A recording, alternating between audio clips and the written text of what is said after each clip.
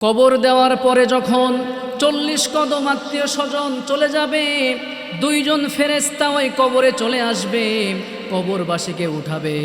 বসানোর পরে আমার ভাইয়েরা, আমার বন্ধুগণ, এই ঘটনাটি শুধুমাত্র তার সঙ্গেই ঘটবে না, আমার সঙ্গেও ঘটবে, আপনার সঙ্গেও ঘটবে। এটাই হচ্ছে বাস্তব। দুইজন ফেরেশতা এসে ওই কবরবাসীকে বসানোর পরে তাকে 3টা প্রশ্ন করবে। 1 নম্বরে প্রশ্ন করা হবে, মার রব্বুকা, তোমার রবকে, তোমার প্রতিপালককে। এই প্রশ্ন যখন করা হবে, ওই ব্যক্তি যদি মুমিন হয়ে থাকে তাহলে তার জন্য প্রশ্নের উত্তর দেওয়াটা সহজ হয়ে যাবে। সে বলবে, আমার রবকে আমি কেন চিনব না, আমার রব হচ্ছেন আমার আল্লাহ। এরপরে 2 নম্বরে প্রশ্ন করা হবে, মা দিনুকা, তোমার দিন কি, তোমার জীবন ব্যবস্থার নাম কি, তোমার ধর্ম কি ছিল। তখন সে বলবে, আমার ধর্ম আমি কেন বলতে পারবো না, দুনিয়ায় থাকা অবস্থায় আমি ইসলামকে প্র্যাকটিস করেছি, নামাজ পড়েছি, রোজা রেখেছি, মানুষের সঙ্গে ভালো আচরণ করেছি, কোনো জুলুম করি নাই। এই জন্যে আমি আজকে দৃঢ় কণ্ঠে, বলিষ্ঠ কণ্ঠে বলতে চাই, আমার ধর্মের নাম হচ্ছে ইসলাম। এইভাবে 2টি প্রশ্নের উত্তর সে পেরে যাবে। এরপরে তাকে 3 নাম্বার প্রশ্ন করা হবে, ওমান হাযার রাজুল আল্লাযী বুইসা ফীকুম, এই যে লোক দেখা যায়, এই লোকটাকে তুমি চিনো নাকি, যাকে তোমাদের কাছে প্রেরণ করা হয়েছিল। তখন সে বলবে, আমি ওনাকে কেন চিনব না, দুনিয়ায় থাকা অবস্থায় আমার নবীর জন্য আমি জীবন দিতে প্রস্তুত ছিলাম, আমার নবীকে আমি আমার জীবনের চাইতেও বেশি ভালোবেসেছি, আমি আমার নবীর সুন্নাহগুলোকে আমি পালন করেছি, সেই নবীকে আমি কেন চিনব না। ইনি হচ্ছেন আমার প্রাণপ্রিয় নবী মুহাম্মাদুর রাসূলুল্লাহ। মুহাব্বতে সবাই পড়ছি সাল্লাল্লাহু আলাইহি ওয়াসাল্লাম। এই 3টি প্রশ্নের উত্তর যখন সে পেরে যাবে, তখন তাকে 4 নাম্বার প্রশ্ন করা হবে। এখন অনেকে বলতে পারেন, হুজুর সারাটা জীবন শুনেছি কবরে 3টা প্রশ্ন হয়, এখন আপনি বলতেছেন 4টা প্রশ্ন। হ্যাঁ, এটাই নতুন তথ্য, জেনে নিন। 4 নাম্বারে প্রশ্ন করা হবে, ওমা ইলমুক। ওই ব্যক্তি যখন 3টি প্রশ্নের উত্তর যথাযথভাবে দিয়ে দিবে, 4 নাম্বারে তাকে বলা হবে, তুমি যে 3টি প্রশ্ন উত্তর দিলা, এই 3টি প্রশ্নের উত্তর তুমি কোথা থেকে শিখছো? What is the source of your knowledge, what is the source of your answer. তুমি যে এত সুন্দর করে 3টা প্রশ্নের উত্তর দিয়েছো, এই 3টি প্রশ্নের উত্তর তুমি কোথা থেকে শিখেছো বলো। তখন ওই মুমিন বান্দা বলবে, দুনিয়ায় থাকা অবস্থায় আমি কোরআন শিখেছি, নবীজির সুন্নাহ পড়েছি, বিভিন্ন সময় ওয়াজ মাহফিল হয়েছে, সেখানে আমি গিয়েছি, জুমার বয়ানে আমি শুনেছি, এইভাবে করে আমি প্রশ্নের উত্তর শিখেছি, ইসলাম প্র্যাকটিস করেছি। এই জন্যে আজকে কবরের মধ্যে আমার জবান থেকে রব্বুল আলামিন উত্তর দেওয়া সহজ করে দিয়েছেন, সুবহানাল্লাহ। এই কথা যখন বলা হবে, তখন আল্লাহর ফেরেশতারা ওই কবরবাসীকে বলবে, আহলান ওয়া সাহলান, তোমাকে স্বাগত, তোমাকে ওয়েলকাম, শুভেচ্ছা তোমার জন্যে। এরপরে তাকে বলা হবে, তার জন্যে ব্যবস্থা করা হবে, ওয়ুফসাহু লাহু ৭০ যিরাআন, তার কবরটাকে মুহূর্তের মধ্যে ৭০ হাত লম্বা প্রশস্ত বানিয়ে দেওয়া হবে। এরপরে ওয়ুফতাহু লাহু বাবুন ইলাল জান্নাহ, তার কবর বরাবর জান্নাতের একটা দরজাকে ওপেন করে দেওয়া হবে, আর সেই জান্নাত থেকে কি সুন্দর গন্ধ আসতে থাকবে এবং জান্নাতের সুশীতল হাওয়া আসতে থাকবে। আল্লাহ রব্বুল আলামিনের প্রিয় হাবিব বলেছেন, ওয়ায়ুলবাসু লাহু মিন লিবাসিল জান্নাহ, শুধুমাত্র তাই নয়, জান্নাতের সবচেয়ে সুন্দর পোশাক ওই ব্যক্তিকে পরিয়ে দেওয়া হবে, সুবহানাল্লাহ। এরপরে তাকে বলা হবে, নাম কানাউমিল আরুস, তাকে বলা হবে, বাসর রাতে বর যেমন কনেকে নিয়ে আনন্দের একটা ঘুম দিয়ে দেয়, তুমিও আজকে এই কবরের মধ্যে আনন্দের ঘুম দিয়ে দাও, সুবহানাল্লাহ। কতদিন পর্যন্ত ঘুমাবে? বিশ্বনবী বলেছেন, ইলা ইয়াউমিল কিয়ামাহ, কিয়ামত দিবস পর্যন্ত ওই মুমিন বান্দা কবরের মধ্যে জান্নাতের বিছানায় জান্নাতের পোশাক পরে ঘুমাতে থাকবে। পড়েন সুবহানাল্লাহ। আল্লাহর কাছে দোয়া করছে রব্বুল আলামিন, আমাদের সবাইকে যারা আজকে আমরা এখানে উপস্থিত হতে পেরেছি, আল্লাহ তুমি আমাদের সকলকে কবরের প্রত্যেকটা প্রশ্নের উত্তর যথাযথভাবে দিয়ে জান্নাতের পোশাক পরে জান্নাতের বিছানায় আমরা যেন কিয়ামত পর্যন্ত ঘুমিয়ে থাকতে পারে আল্লাহ তুমি কবুল করো, পড়ে না আমিন। আমার ভাইয়েরা, আমার বন্ধুগণ, এই তো গেল মুমিন বান্দার অবস্থা।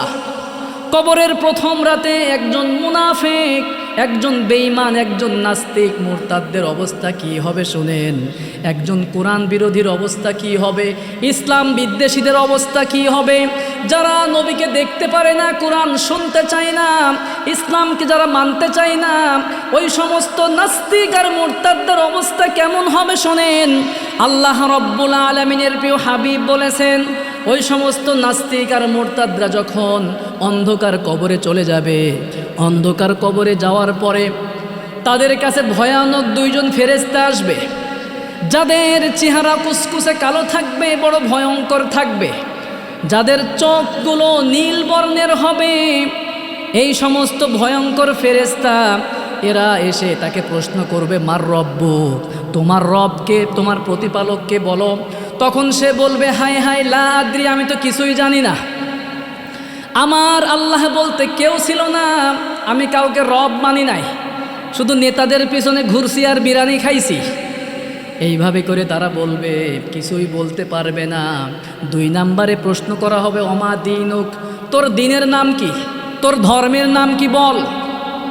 ওই নাস্তিকরা বলবে, আমরা কোনো ধর্মকর্ম মানি নাই, আমরা কোনো ধর্মকর্ম করি নাই, আমরা নাস্তিক ছিলাম। 1 প্যাকেট বিরিয়ানির গন্ধ পাওয়া মাত্র ওই শাহবাগে গিয়েছি, প্রজন্ম চত্বরে আমরা ডান্স করেছি। এরকম পাগল বর্তমান সময় আছে নাকি নাই, কথা বলেন। অনেক আছে, তারা বলবে আমাদের কোনো ধর্মকর্ম ছিল না, আমরা পাগল পাড়া ছিলাম, ইসলাম বিদ্বেষী ছিলাম, কোরআনের বিরুদ্ধে আমরা লেখালেখি করতাম, ব্লগ তৈরি করতাম। এরপরে 2 নম্বর প্রশ্ন সে উত্তর দিতে পারবে না। 3 নম্বরে প্রশ্ন করা হবে, ওমান হাযার রাজুল আল্লাযী বুইসা ফীকুম, এই যে একজন লোক দেখা যায়, এই লোককে তুমি চিনো নাকি। তখন ওই সমস্ত নাস্তিক মুরতাদ আর বেঈমানরা বলবে, কোরআন বিরোধীরা বলবে, এই লোককে তো আমরা চিনি না, তবে এই লোকের নাম আমরা শুনেছি, ওনার বিরুদ্ধে আমরা কত কিছু আমরা করেছি, লেখালেখি করেছি, ওনার চরিত্রের ব্যাপারে উল্টা পাল্টা কথা আমরা বলেছি, ব্যঙ্গচিত্র আমরা করেছি। এইভাবে করে তারা যখন বলবে, আল্লাহ রব্বুল আলামিনের প্রিয় হাবিব বলেছেন, তখন ওই ফেরেশতারা বলবে, তুই কোনো কিছুই তো পারলি না, লা দারাইতা ওয়ালা তালাইতা, তুই তো কোনো কিছুই জানিস না, তুই একটা পুরা কপাইল্লা, তুই কোরআন পড়িস নাই, কোরআন বুঝিস নাই। তখন তারা ফায়ুদরাবু মিন মিত্রকতিল মিন হাদিদিন, তখন একটা লোহা নিয়ে আসা হবে, ওই লোহা দিয়ে ওই সমস্ত বেঈমানদের মাথার মধ্যে এমন জোরে একটা আঘাত করা হবে, আঘাত করার সাথে সাথে দেহটা জমিনের মধ্যে পড়ে যাবে, জমিনের মধ্যে ঢুকে যাবে। আর তারা এমন জোরে জোরে চিৎকার করবে, এত জোরে জোরে চিৎকার করতে থাকবে, গোটা কবরস্থানটা থর থর করে কাঁপতে থাকবে। আল্লাহু আকবার। গোটা কবরস্থানটা কাঁপতে থাকবে। মানুষ এবং জিন ব্যতীত আল্লাহর সকল সৃষ্টি কবরের আযাবগুলো শুনতে পাবে। এই জন্যে দেখা যায় কবরের আশপাশে যখন আপনি দেখবেন গরু আপনি রাখবেন, কবরে যদি আযাব হয়ে থাকে দেখবেন ওই গরু ওই জায়গায় থাকতে পারে না, দড়ি ওই রশি ছিঁড়ে হলেও দৌড় দিয়ে পালায়। এরকম আছে না? আমার ভাইয়েরা, আমার বন্ধুগণ, ওই ব্যক্তির প্রতি আযাব চলতে থাকবে, তার শরীরটা ছিন্ন ভিন্ন হয়ে যাবে। আমার ভাইয়েরা, আমার বন্ধুগণ, জমিনকে বলা হবে ইকলুলিল আরদ ইলতাইমি আলাইহি, তুমি ওই ব্যক্তির প্রতি, ওই নাফরমানের প্রতি সংকুচিত হয়ে যাও। ওয়াতাখতালিফু আদলাউহু, এবং ওই ব্যক্তির এক পাশ থেকে চাপ দিয়ে আরেক পাশে তুমি তাকে শেষ করে দাও। দেখা যাবে ওই নাস্তিক বেঈমান নাফরমানদের অবস্থা, দেহের এক পাঁজর ডান পাশের পাঁজর বাম পাশে ঢুকে গিয়েছে, আবার বাম পাশের পাঁজর ডান পাশে ঢুকে যাবে, সমস্ত দেহটা পাউডারের মতো হয়ে যাবে, সব কিছু ছিন্ন ভিন্ন হয়ে যাবে। আর তারা এত জোরে জোরে চিৎকার করতে থাকবে, গোটা কবরস্থান থর থর করে কেঁপে উঠবে। আর এটা কেমন কতদিন পর্যন্ত চলবে?